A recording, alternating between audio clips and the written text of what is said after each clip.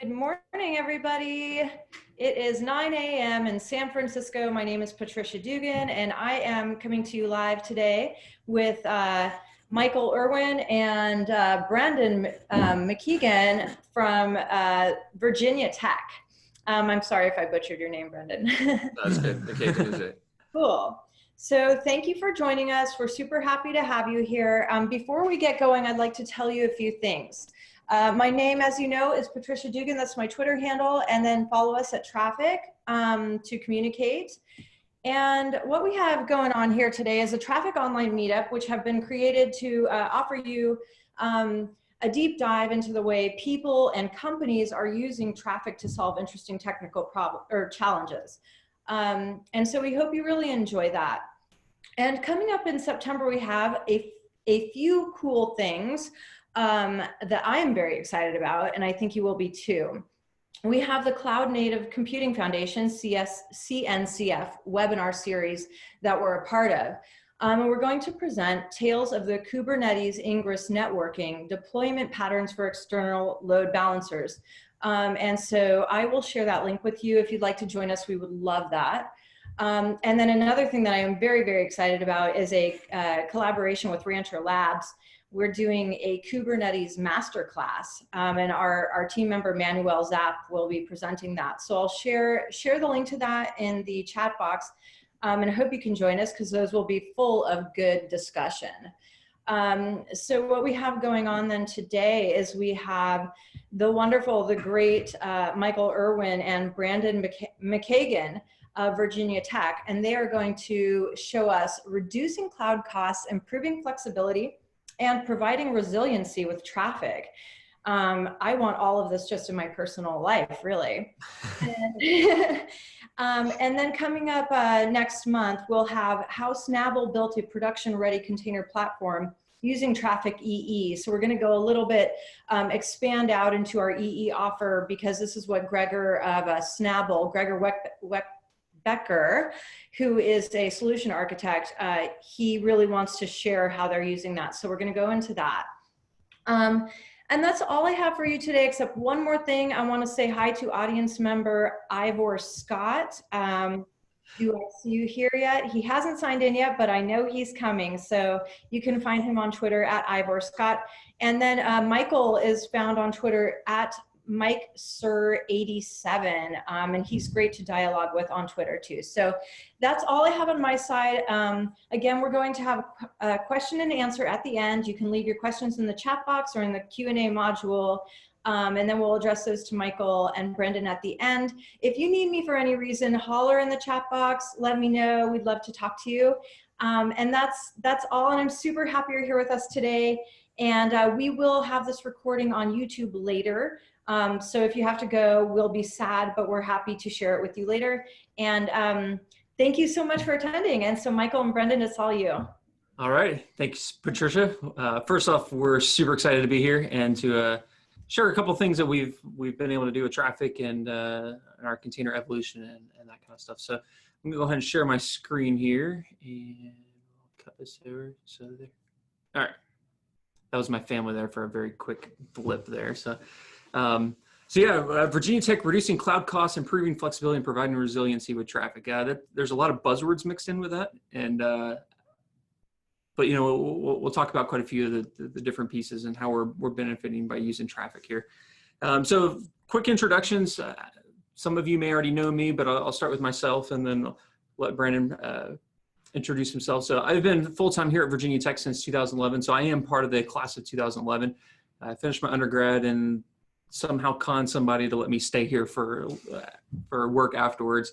And I've been working mostly as a developer, but I wear quite a few different hats. I've been fortunate enough to work in our basically CTO's office and do some skunkworks development and sandboxing and work with cloud and containers and all that kind of stuff. So I've been able to rack up a couple certifications for AWS and Docker and all that stuff, but I don't toot my horn too much about that. I have the last about 3 years been an adjunct faculty instructor in the CS department, and most of the time I'm doing just intro level Java and bringing industry experience and that kind of stuff into it. But I was able to teach a Docker course back in the spring We had about 35 to 40 students, and it was a blast. It was a lot of fun, and to be able to design that course and just kind of share the container ecosystem with students. And a couple of them actually went out and got the Docker associate certification as well over the summer. So I'm pretty excited about that. I am a recognized Docker captain, and I've been that for just about 2.5 years now. And I am a Docker community leader. So I've been running the community meetup here in Blacksburg for right at 3 years now. And we've got a great group here. I think a couple of them are on the call today. So shout out to them as well. And if you're on board here, feel free to follow me on Twitter at MikeSir87. That's pretty much where I am everywhere. And every once in a while somebody asks, should I call you Sir Mike? And I say no.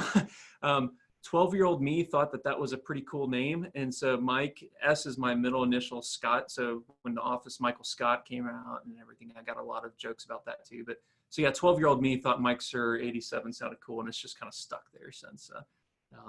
So yeah, that's me in a nutshell. And got Branden here. I'll let him introduce himself. So hi, I'm Branden McKagen. I've been a system administrator at Virginia Tech since just about 2005, also right after I graduated. So thank you, Virginia Tech, for keeping me around. One of the things that I focus on a lot in my role here at Virginia Tech is how I can manage all of our infrastructure and turn it into code using Ansible, now using Docker and things like that. And I'm also focusing very recently with a lot of Michael's help of transitioning all of our on-premise stuff to be able to set us up so that we can use the cloud, things like that. Awesome. So just a quick recap real quick, and then we'll go over the agenda and let Branden kind of take it off in this first piece. But here at Virginia Tech, we've got container adoption in many different levels, as is probably the case in pretty much every business, every organization. We've got a lot of people that are still just getting started with it, just dabbling with it. Hey, what is this container thing? Ooh, look, I ran a container, hooray. And then we've got quite a few teams that are running things in staging and pre-prod, and then we've got other teams that are running things in production, and that's a declining number as you go down the bullet list there, and that's pretty much the case as I've seen pretty much everywhere. But we're getting more and more people involved, and at the same time, Virginia Tech is also transitioning to the cloud, and so this evolution is happening almost at the same time. I'm sure containers help with the transition to the cloud, but for a lot of people, it's a lot to learn, and so it's a slow process. But we're making good progress there and having fun along the way. So for today's agenda, we're going to talk about 3 specific things that Traefik has enabled us to do, namely these 3 things here: seamlessly transitioning to containers. So how are we taking our static applications that are deployed on servers, and I don't mean static in the sense that they're static apps, but more that they're static on static infrastructure that's a server we set up once and we continue to use that. And the second, fully leveraging priorities. So Traefik has this ability to set priorities for routes and everything, and we'll talk about that. And then the third isn't necessarily Traefik specific, but it has completely changed the way that we do local developments by figuring out a way to get trusted SSL certificates for local development. And then we've been able to couple that with Traefik to get quite a few benefits out of it as well. So I'm going to hand it off to Branden for this first portion here for seamlessly transitioning to containers.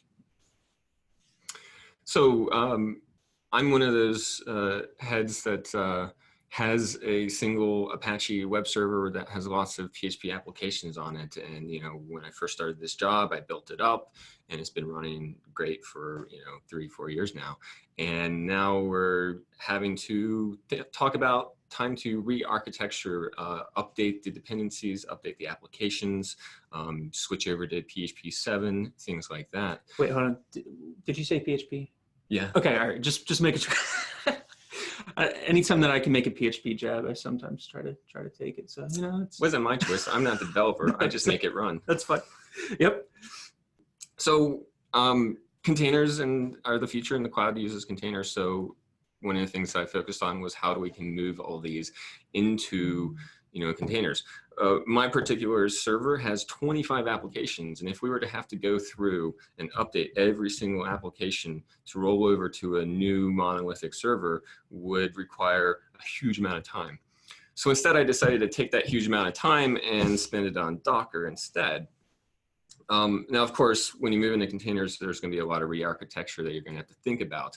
Do you make a single image, container image for all of your applications, which will have to include all of the dependencies and everything like that? Or do you build up a single container for each application? And then you have to have a lot of work on, does this container have this dependencies, this container, and so on and so forth. Another thing that is taken a lot of re-architecting is, where do you put your secrets and configs? You don't want to have these things typically inside the container themselves, because you're going to be uploading these containers to repositories and things like that. And so secrets need to be hidden away. That largely is handled by the provider you use, Kubernetes or Docker, Swarm, or things like that. Even AWS has all their ways of handling secrets. But it's a big change from just a root-owned file on the server. The other thing that takes a lot of time is image management. How are we handling our images? I mentioned one base image or multiple images for each application. That can change how you handle your Git repositories if you build pipelines, and so on and so forth. Where are the containers stored? Are they put in your own private repository, or do you send them up to Docker Hub? And then the other big container thing that has taken a lot of work is the data that your applications might handle. Databases, writing static files to local storage and things like that completely changes when you go into containers. Observability, how do you do your monitoring of your applications, your metrics, your web logs? All of that changes as well. So, a lot of the times these go into things like microservices, Prometheus metrics, Grafana logs, Graylog, and things like that.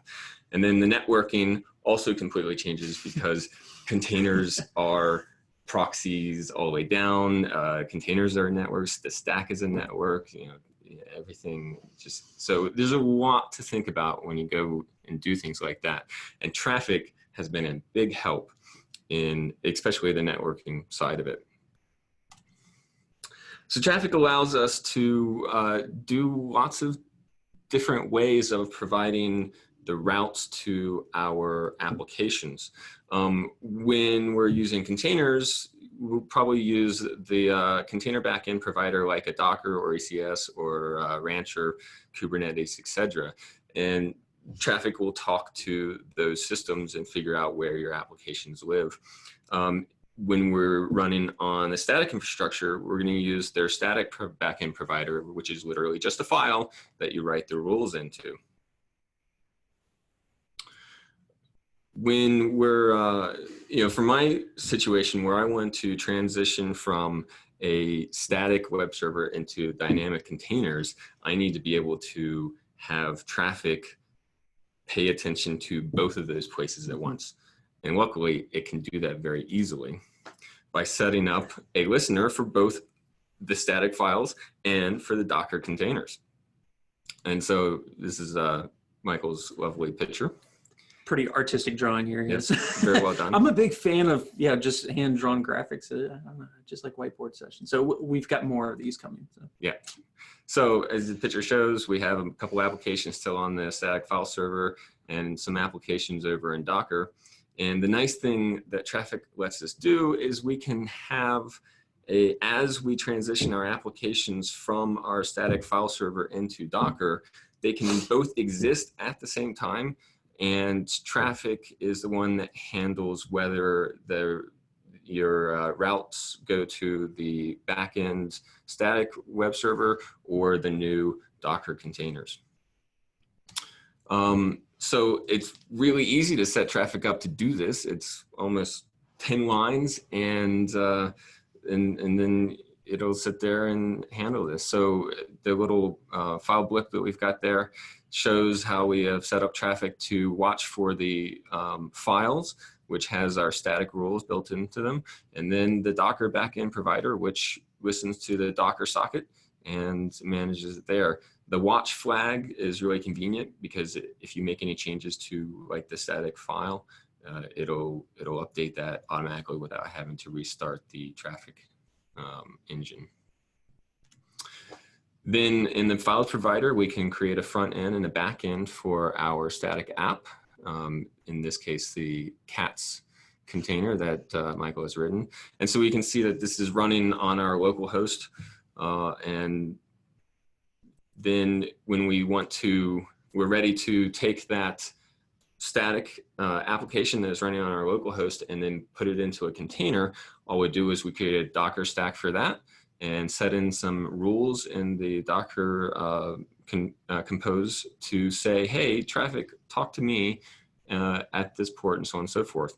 And so the nice thing about this is when the Docker container is running, it has a higher priority, or we will set a higher priority in Docker for that particular application than the rule in the static backend. So this means when our Docker container is running, all traffic will go to the container. And if the container doesn't exist, traffic will fall back to our static web server. This allows us to move applications from the web server to Docker containers without having to have any downtime. So now that I've sort of described how we're using Traefik to do this, let's do a demo. Let's do it. Nothing like live demos. All right, we'll see. Okay, so what we've got here is a compose file that basically just outlines what Branden was just talking about here. So we've got Traefik. We're going to use the Traefik image, and we're going to mount our config files in the Docker socket into it. The Traefik toml is the exact same one that we just saw on the slides there. So we're going to be doing the file provider as well as a Docker backend provider as well. For the file, we have rules here. So if you're not familiar with this host.docker.internal, what that basically does is when Traefik is running a container locally on my machine, since I'm running Docker desktop, they put an entry for host.docker.internal that basically allows me to access applications that are running directly on the host. So for example, this cats app that we have here, if I go localhost 5000, we see cats here. Now this particular one we've updated since it's running locally on my machine to just say it's being delivered to you by localhost, and then that's my machine host name. Okay, so we'll see this if the application is being delivered through cats or through Traefik and landing onto the version running on my machine. So we're just going to spin this up and give this a second to start. And what we should see is that based on our rules, if I go to cats.localhost, I should see that same thing. Okay. So cats.localhost being delivered to you by localhost. And if you're not familiar with this app, this is just a funny little app I made. Actually, I think it was at DockerCon like 3 years ago or something like that. And it has become a legacy of its own. I just use it for demos. It just picks a random cat GIF and displays it. There's a list of like 10 or 12, and it just picks a random one. And so it works well for demos. So in this particular case, yes, we're being delivered. This app is being delivered by localhost. So again, what's happening? Traefik is receiving the request, but instead of sending it off to a container, it's sending it off in this case to the app running on my machine. But this could be a server running in another data center or whatever. It's just a reverse proxy in this case. Okay? So what we're going to do now is we're going to update our compose file now to transition that app into containers. We're not going to go through the process of how to actually containerize the application because that's beyond the scope of this. But what I'm going to do now is I'm just going to launch my cats and using the same host and everything else, save this file and start that up. And what we'll see now is if we go over here, we're no longer being delivered by localhost, but by container CE for FF, etc. Okay, so now my application is actually being delivered. Traefik is forwarding it from the container. And so now at this point, I can actually go to the one running on the machine and take it down, whatever, and sunset that application. And I can do this over time. So as Branden mentioned, he's got 25 PHP apps. he can do this one at a time and say, I'm going to take one app, transition it to containers, but let all the other 24 still run on the server, and use this as a way to kind of slowly transition rather than figuring out, how do I do this image management? How do I do my GitLab CI pipelines? How do I boil the ocean? And this lets him do it one bit at a time. Anything else you add there? No. Okay. You got it exactly. Sweet. All right. Demo work. So let me go and tear that down real quick. And so a couple of caveats to mention. You want to cover these, or? I think you got it. Okay. I mean, yeah, it's fairly obvious. Because this is being reverse proxied, you have to pay attention to things like, you know, the X forwarded hosts and the SSL termination through Traefik. For example, all of our containers are just doing HTTP. There's no HTTPS built into them, which is nice because you don't have to worry about putting certs into your containers. So that's nice. Logging changes a bit because now you have to pay attention to the X forwarded for IP addresses instead of just the, you know, the regular client IP address, because that's just going to be your Traefik server.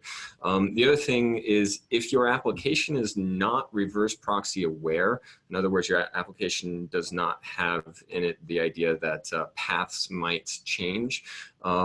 If you put your container on a different server or domain name than the one that Traefik is running from, when it reverse proxies, your URL will land on the, you know, the domain name of where you're hosting from.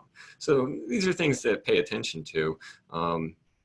Yeah, this has been a couple lessons learned. I think you ran in a couple of these as well, and I know others on campus have that. You know, previously DNS, everything was resolving directly to that machine, and so there really was no proxy in front of it. And as you even dropped this phrase earlier, but once you kind of go in container land, it's proxies all the way down. So you have to get used to that, and your applications have to be aware of that hey, they may need to be looking at these X forwarded headers. Any proxy is going to add.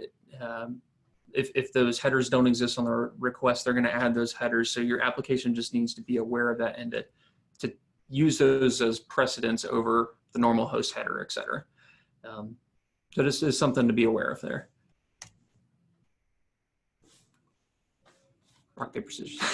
so to just wrap up this last one, I mean, the benefits here, we've mentioned it. So Traefik lets a single reverse proxy to be used both for container and non-container workloads. And so as we transition applications over, our end users don't even know that something's happened, that now we're going against a container-based application versus a static infrastructure server. And we can do this all with zero downtime to cut it over. In my particular case, if I were to cut the container down and say, oops, something's not working right, we don't have logging config, Traefik would have been sending the request back to the server there. So you've got options there, which is pretty important there. All right, so moving on to the next thing, because we hinted at this, but we've been able to actually do some really cool things with priorities with Traefik. So priority is just the quick 101. Priority determines the order in which the front ends are being evaluated. So in Traefik, if you're not too familiar, when you register containers or servers or whatever, there's basically a front end, which think of it as it's the piece that's handling the request to figure out, okay, do I need to redirect to SSL? What's my priority? Or sorry, what backend should handle this? Has various rules, and we saw some of those rules earlier. So for example, this front end will handle the request if the host name was cats.localhost. And so there's lots of different rules that you can put on these front ends. The order in which those front ends are evaluated are determined by priority. The first front end that matches, so that the rules match, will handle the request. Now, so usually the first question I have is higher priority better, or higher number or lower number? How are you thinking about priorities? And I have to ask myself this question all the time because every system seems to do it differently. But for Traefik, larger numbers equals higher priority, which means it will be evaluated earlier. So the larger the number, the earlier you're going to be evaluated. Now, so in this particular case, if I send a request and the request match technically both of these front ends, the top front end would work because it has a higher priority. Now, so the question is, how are priorities determined? You can either specify a priority directly, or there's default priorities created for each front end. Okay, so even if you don't specify a priority, it's given one. And by default, the priority that's given to a front end is the length of the rule applied to that front end. So in this case, I've got host colon localhost, and that has a priority of 14. So it's counting the entire rule, not just the value. So in this case, the host colon is counting as part of that length. Okay. Same with the path prefix colon / users, that has a priority of 17. So if I sent a request here to localhost / users, the second front end, the bottom front end, whatever app was behind that, would be the one to handle that request because it has a higher priority. Any others to just localhost, the first one would handle. Okay, so recognize that every front end has a default priority, and there can be surprises along the way, and we'll actually do a quick example of that. So with these priorities, we can create what's called, and we've kind of called it a catch-all or a fall-through application. Priorities of 0 or negative values are ignored. Basically, they're almost treated as invalid values, and so it computes the default value, and then that front end will use that.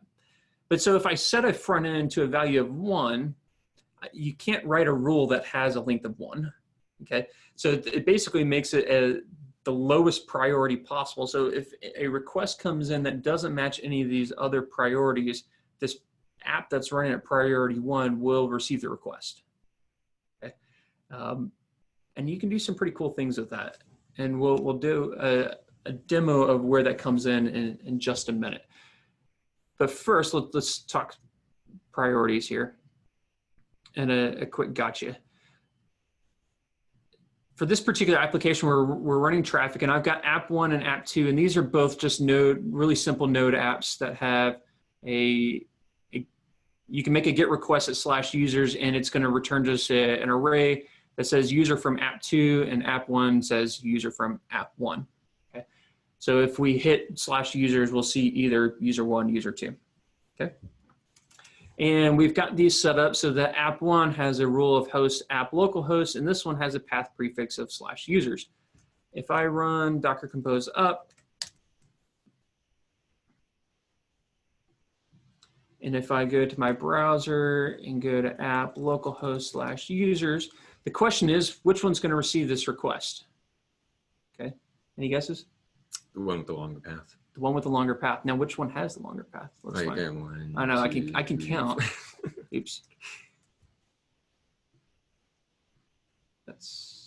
I'm in the demo 2. I did the wrong Docker Compose up. Look at that.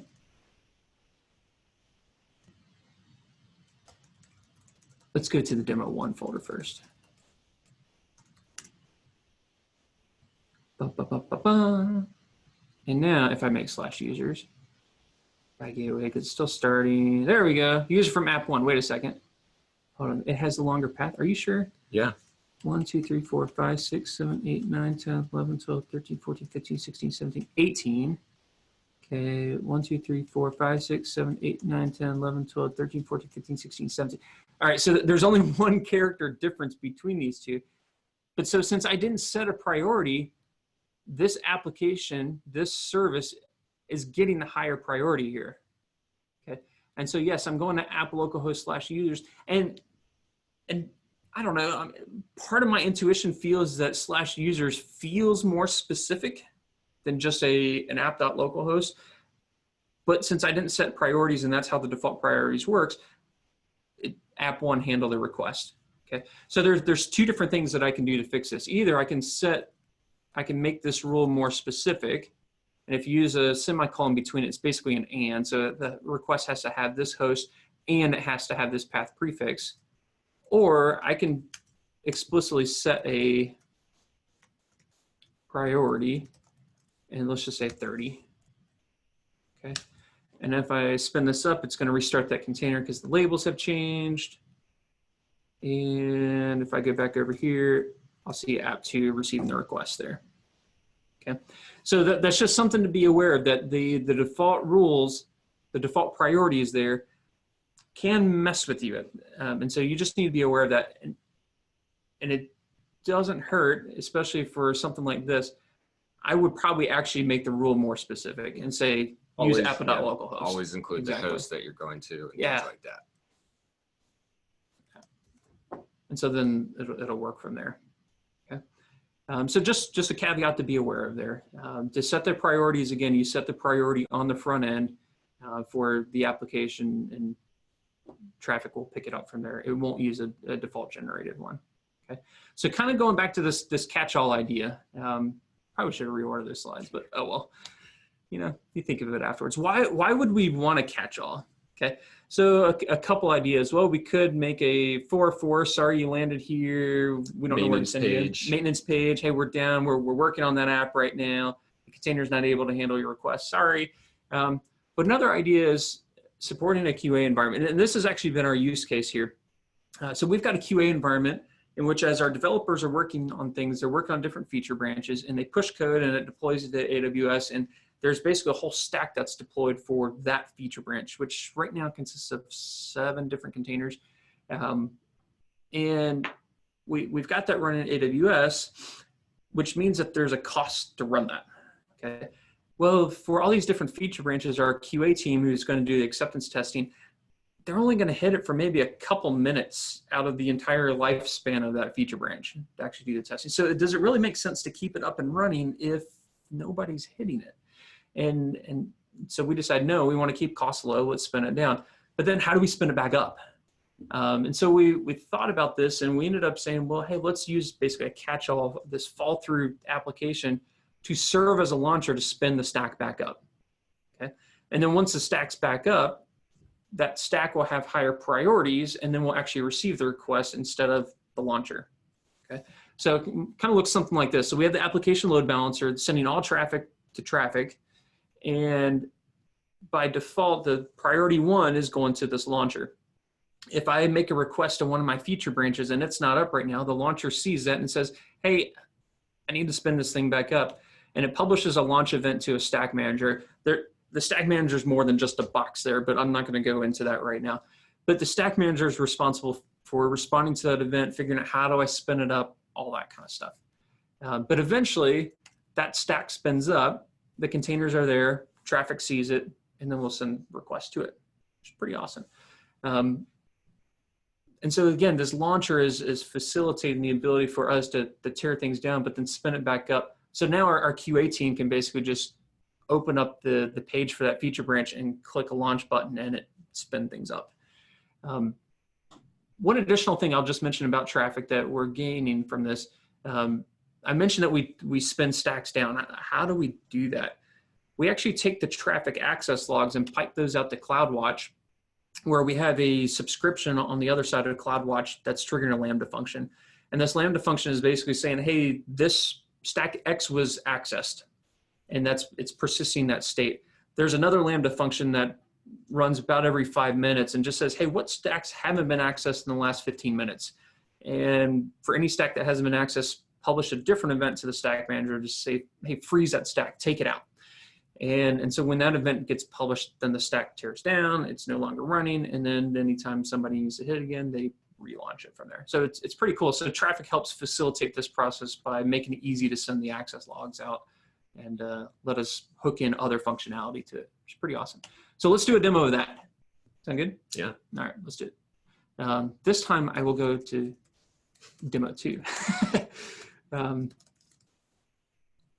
We'll do a Docker Compose up here, and while that's doing that, I'll show you what we've got going on here. So for this particular application, again, we've got Traefik running, and we've got a fall through route here, and the code here, it was just completely throwaway, so I'm not going to go much into it, but and we're not publishing events. It's really stupid simple right now. Oops, I guess I didn't close everything down from before.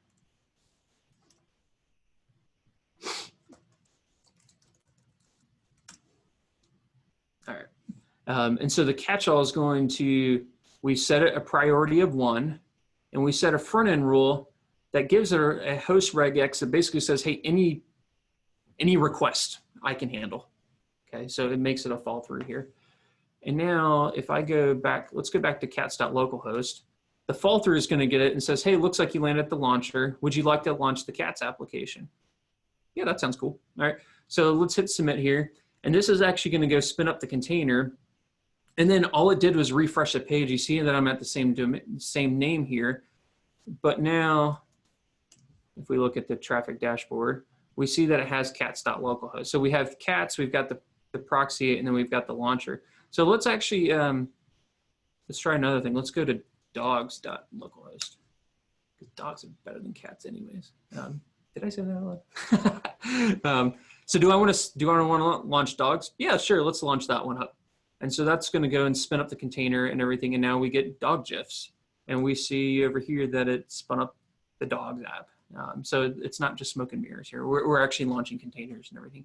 But again, this has helped facilitate our QA environment by having this fall through route that the application knows what's it mean to spin this back up. In this case, it's a Node app that's actually just running container run commands that have been hard coded for this demo.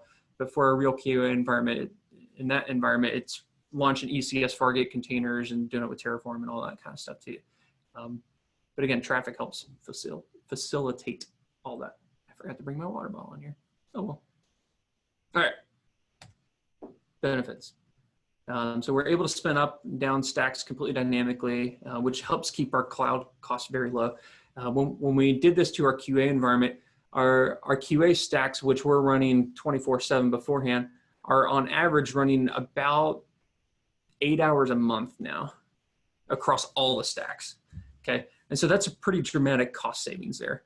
And so now when the stacks are up, you know, we're only paying for when people are actually using it, and it's saving us quite a bit of money there.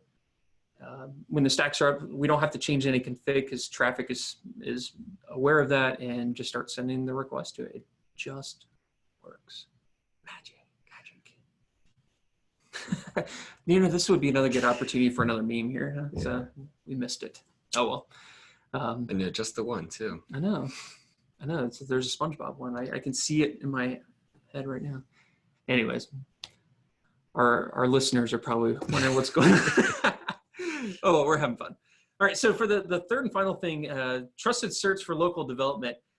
Again, this one isn't specific to Traefik, but again, with all the benefits that we get from Traefik of having the dynamic proxy and being able to spin up containers and all that stuff, and it just being able to find it, it just makes it more worthwhile, more beneficial here. So let's talk this for a second. Running HTTPS locally. Branden, do you think it's important to run HTTPS locally? Absolutely. Okay, I think so too. It's funny how many developers are like, yeah, I don't need that locally. Well, that's just a production concern. And sure, you don't really need it in the sense of like securing your network and all that, you know, securing the data, because hopefully you just have a bunch of mock data locally anyways.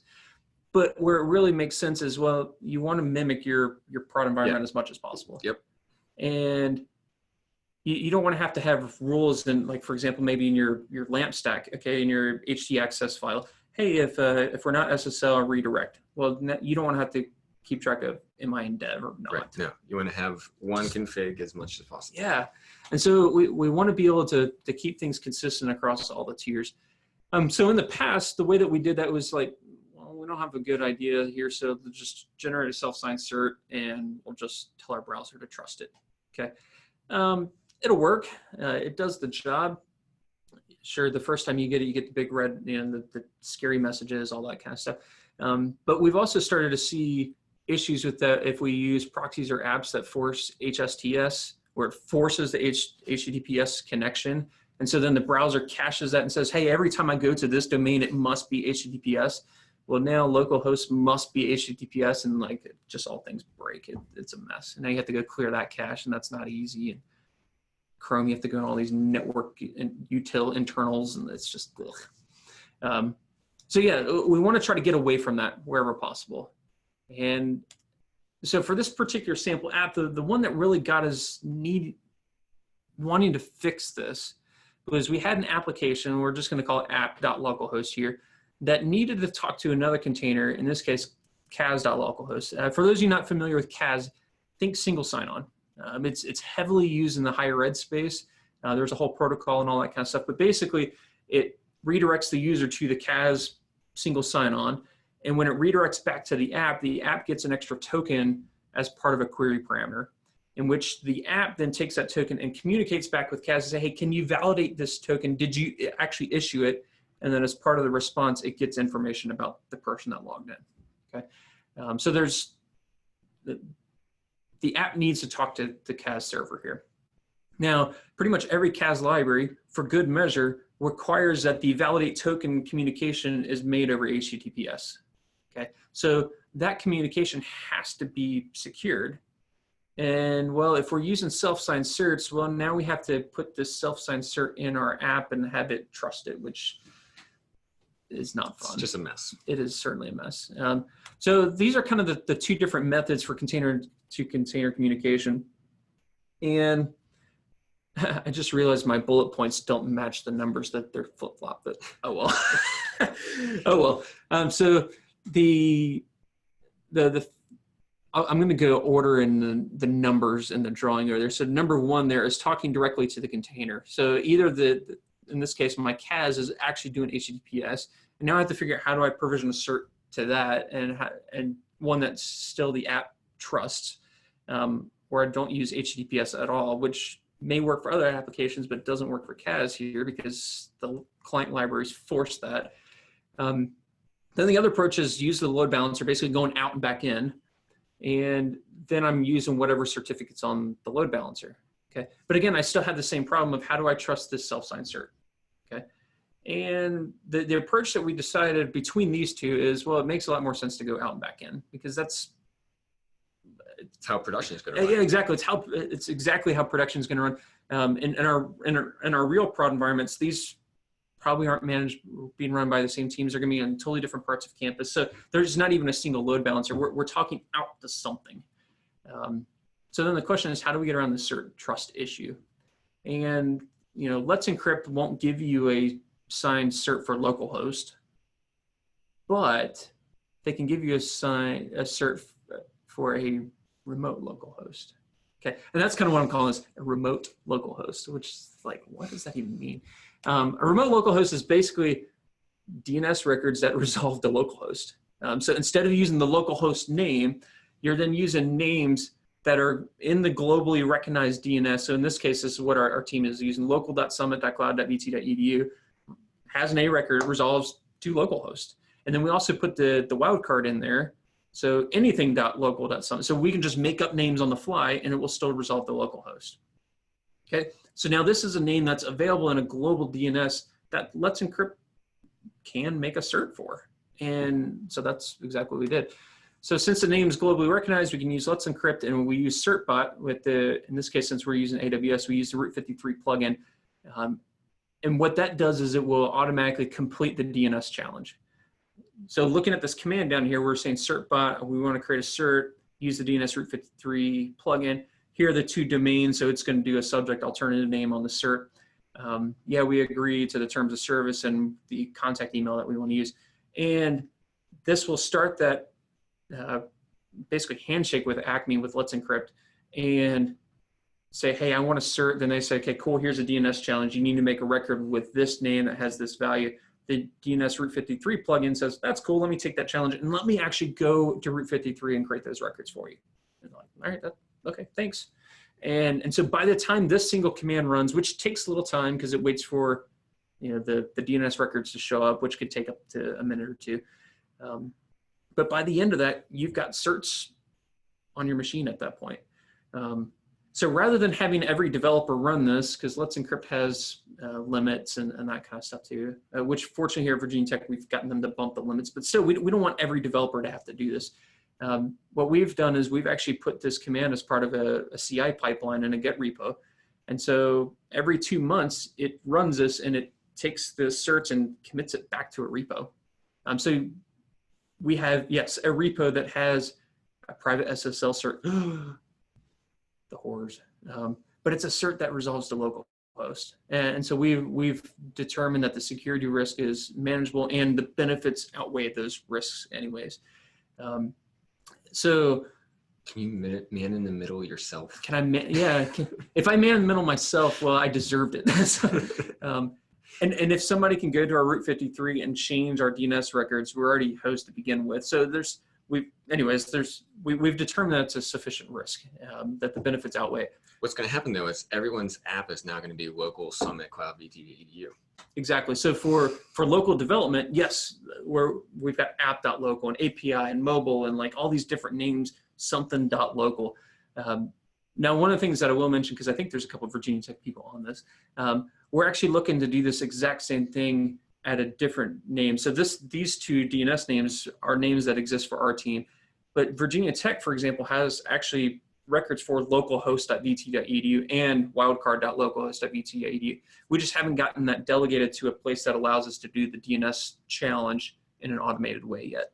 So we're looking to do the same thing for all of Virginia Tech, and so that anybody at the university can get a trusted certificate that can be used for local development. Okay, so again, we put these certs in a repo, and then we basically have made a wrapper around Traefik. So we've got another Docker file that starts from Traefik and basically just adds another entry point script that clones this cert repo, pulls the certs locally, and then uses that for the config. Since this is part of the startup, every time you start this proxy, it's pulling the latest cert. And since I mentioned just a second ago, we've got this as part of a scheduled pipeline. So every 2 months, the certs are good for, I think, 90 days. So every 2 months, it's rotating that cert. And we've been doing this about 6-7 months.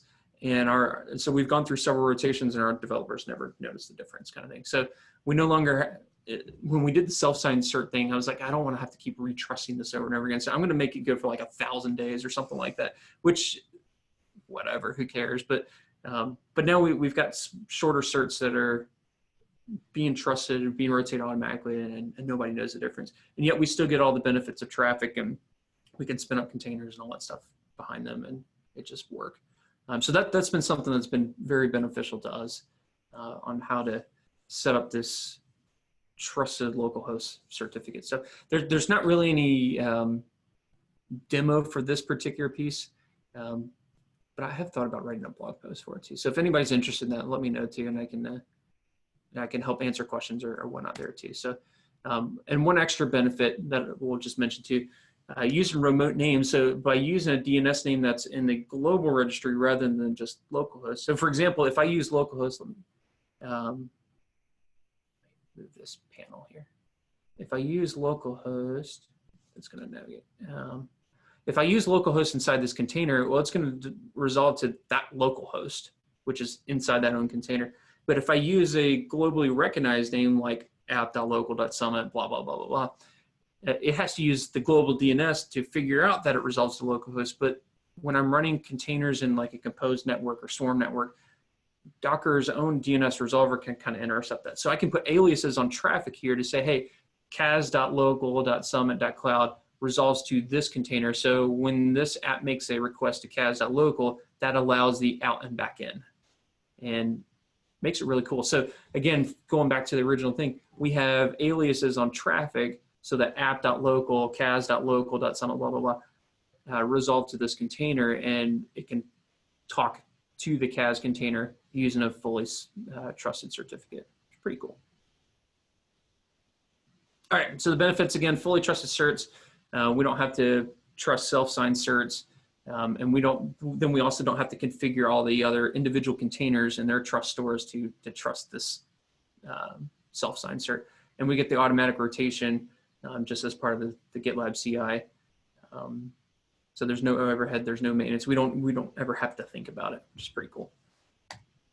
So to recap, you want to cover a recap? So yeah, go for it. So by having multiple backend providers with a dynamic and static files, that allows us to seamlessly transition from our static applications into containers, or even from containers to containers, or from other servers to containers. This also takes use of the Traefik priority settings, which just allows us to have the fall throughs. So if a container exists, doesn't exist, it goes to the static host or to our maintenance page or to our launcher app. So that's lets us do a lot of neat things like the dynamic QA environment.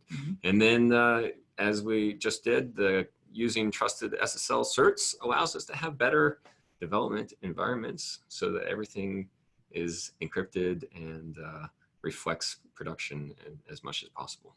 Sweet. Thanks. Any questions? I've seen a couple, at least the chat bubble popping up a couple times. I haven't gotten to read any of them yet, but yes, and like out of the sky, the second part of magic is Patricia flies in. Whoosh. Whoosh. And thank you. You're both amazing presenters, and thank you to the audience for being so engaged. Yeah, we did have some questions come in.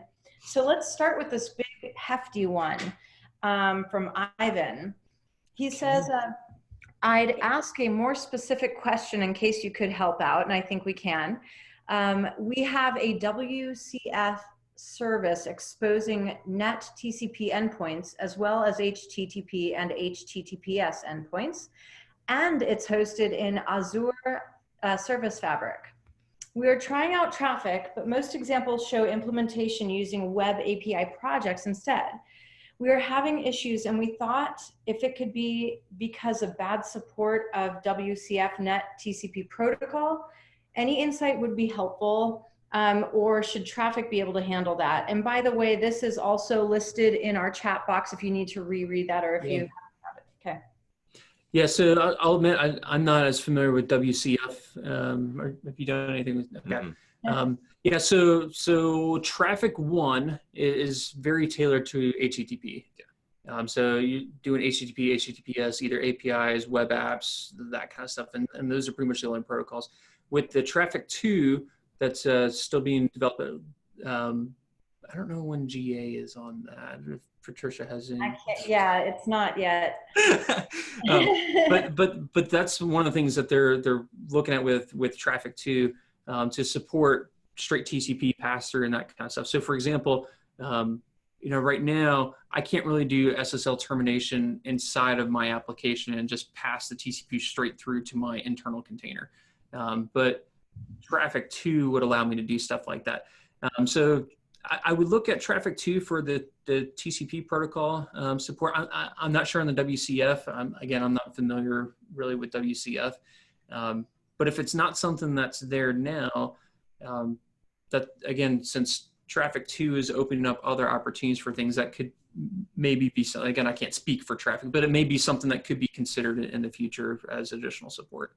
Cool. And Ivan, would you mind pinging me on Slack, and maybe I can get you some info? I know you're mentioning the beta 2.0, which you can already use. So I can put you in touch with our dev advocate and we can at least dig into it together. If you're not on Slack, holler at me now on the chat and I'll give you my email. And also I'm going to put our blog here into the chat box because that will tell you when we go live with GA, but as Ivan mentioned, we do have beta out right now. I'm going to give a shout out to Nirmal because I see him in chat as well. So yeah, say hi to Nirmal. And actually Nirmal's up next. He's had some questions today. So the first one he asked was, are there any naming conventions you'd like to use for HTTPS URLs locally? So as far as the domain names themselves, for the most part, we just try to reflect what's being used in production as much as possible. So for our Summit application, we have several different deployments. And so we've got like API dot and desktop dot and mobile dot and admin dot, all these different host names. And so we try to reflect the same URL namespace that we're using in production. So in this particular case, yeah, we'd have api.local.summit, whatever, and just hang everything off that. If you're doing path-based kind of stuff, you can do something very similar. So as far as how you name your production ones, that's going to be completely dependent on however your company or organization does things. But again, we've tried to reflect as much as possible how we're doing production locally. Okay, sounds good. Nirmal says cool. And so it goes most specific to least specific route. This was one of the first questions asked. Yep. Yeah, so at least if you're using default priorities. Okay, so if you haven't specified a priority, it's going to use the most specific, and by specific, it's mean length there. And it's not quite obvious from looking at the line. I mean, you might imagine that path prefix would be more specific, or even if you have to do stripping, path prefix strip is longer, it's going to use that, but might not be the most obvious. So it's probably best to be as specific as possible in your rules, like including the host name and the path, or if you want to be extremely specific, set your priorities. Set your own priorities, Yep. You say a lot of things that are good in life. Set your own priorities. Flexibility, resiliency. Yeah, we're also a self-help book over here. So actually, so Branden brought up a good thing. I just want to reflect it again. So there are several rules that have like host versus host regex. And host regex, if you actually look at it, you can put it basically a regex pattern in and name so I want to capture this part of my regex and name it this variable, so then it's used for logs or output or that kind of stuff. And so depending on what the name is making your rule even longer and all that stuff. So that there's no kind of normalizing the rules before it's figuring out the length of the rules. And so that, again, there's going to be something you're going to have to think about. It's just, here's the rule, what's the length of it? Cool. And then when you say local, when you were saying local at the beginning, did you mean local like as in a Docker container? Let's see, it depends on which context. In most cases, when I mean local to the machine. So all of our developers, we try really hard to have everything run locally on the machine so that you can reflect as much of production locally. And I can run all the services, the proxies, and reflect it back and forth. But yeah, there are times in which local could mean inside the container. And so, yeah, what's localhost mean inside the container too? So, yeah, but in most contexts, I mean local to the machine. And finally, we have, is it possible to use this pattern for FAS, F-A-A-S, function as a service, right? And what were you talking about, Nirmal, when you asked this? I forget in context. Spinning up of containers. The spinning up of containers.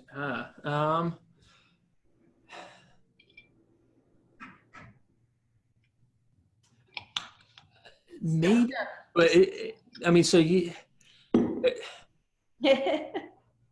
The trade-off is going to be, so in this particular case, all right, I've got the application and it's receiving the request, that the launcher actually receives the request and sends a response. While in a functions as a service, if basically it's a cold start, you would want the orchestration to start that and then let the function, once it started, handle the original request, rather than the browser, the whoever called it, to have to resend the request. So in my particular case, yeah, I started the cats, the launcher received it, I pressed start, and then the browser had to refresh after 2 seconds or do something like that. So for a function as a servicing, you may not want to do this approach directly, but yeah, so it may not be a good fit at this point. Okay, well, that is the last question. And again, thanks to everyone. Thanks to Michael and Branden for presenting, and thanks to our attendees.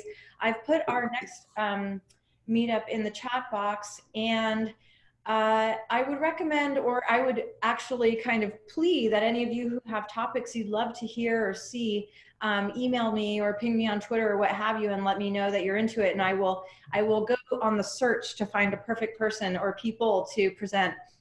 I give you a big round of applause because you both together have been a wonderful duo to listen to and watch. And I know that everyone hung in here for the whole hour and really loved it. So thank you so much. This will go to YouTube within the next few days. I will email it to all of you and further information on how to get in touch with Michael and Virginia Tech and stay in touch. So thank you again. And thanks, Absolutely. Michael and Branden. Thanks for having us. Yeah, we enjoyed it. Pleasure. See you soon, okay? All righty. Bye.